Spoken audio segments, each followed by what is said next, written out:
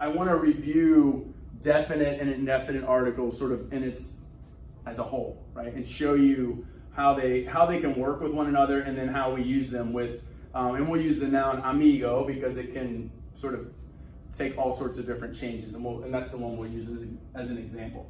So we're going to put the definite articles here, and then the indefinite articles here. And remember, definite articles are the equivalent of your the or the in English, and then your indefinite articles are a or an in English.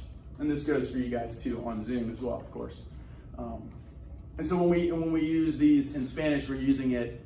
That's how we're using it. It would be that equivalent in English.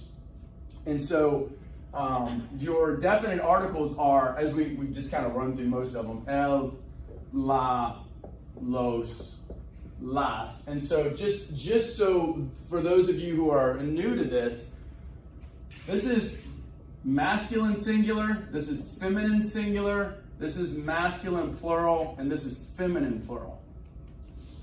And I'm not talking about the person that is sort of talking about the noun. I'm talking about the noun itself.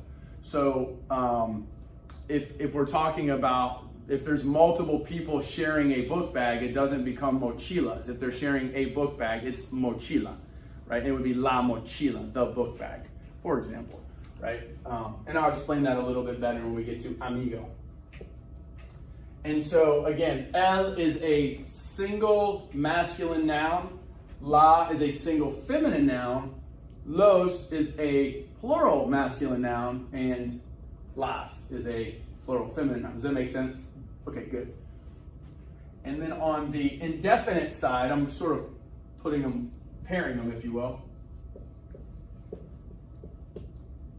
That's an S. I'll explain this one as when we get into amigo, for example.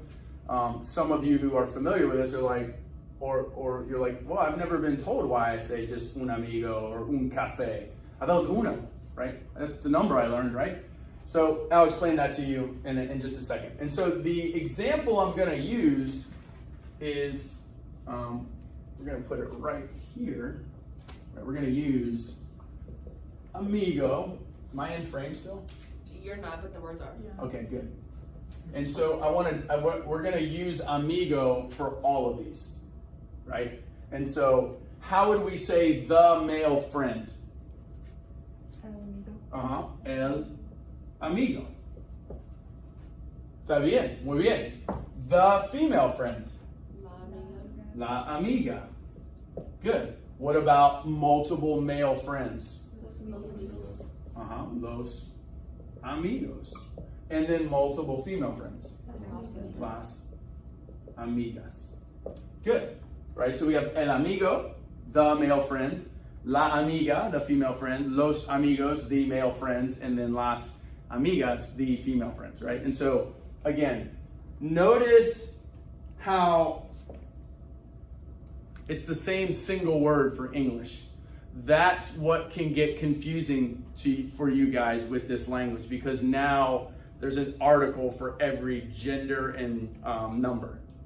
When I say gender, I'm referring to masculine, feminine, and the noun, and number, I'm referring to singular and plural. Okay, just so we got some terminology right. Okay, so a friend would become un amigo. What about a female friend? Una amiga. Good. Multiple male friends, and the translation in English when we do this one is a few friends, actually. So it would be unos amigos, right? Notice plural, plural, feminine singular, no O, and masculine singular. And I'll tell you why in a minute. And then all females, unas amigas, right? Boom, boom. They're all agreeing.